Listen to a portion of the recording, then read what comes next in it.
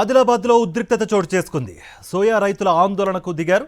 BRS ఆధ్వర్యంలో Adilabad MP ఎమ్మెల్యేల ఇళ్లు ముట్టడించారు. సోయా పంట కొనుగోలు చేయాలని రైతులు డిమాండ్ చేశారు. దీంతో రైతులు బీఆర్ఎస్ శ్రేణుల్ని పోలీసులు అడ్డుకున్నారు. ఆందోళనకారులను అరెస్ట్ చేసి వన్ టౌన్ స్టేషన్కు తరలించారు. మాజీ మంత్రి జోగు రామన్నను కూడా అదుపులోకి తీసుకున్నారు.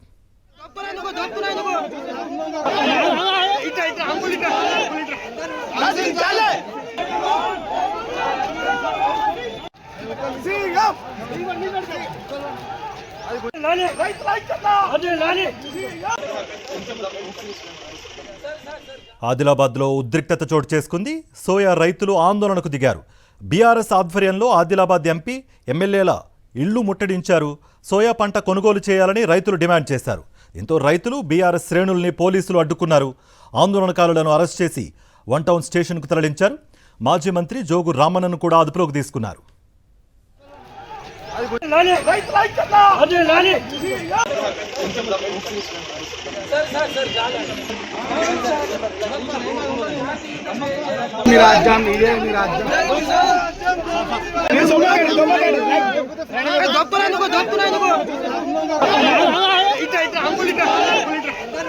ఇట్లా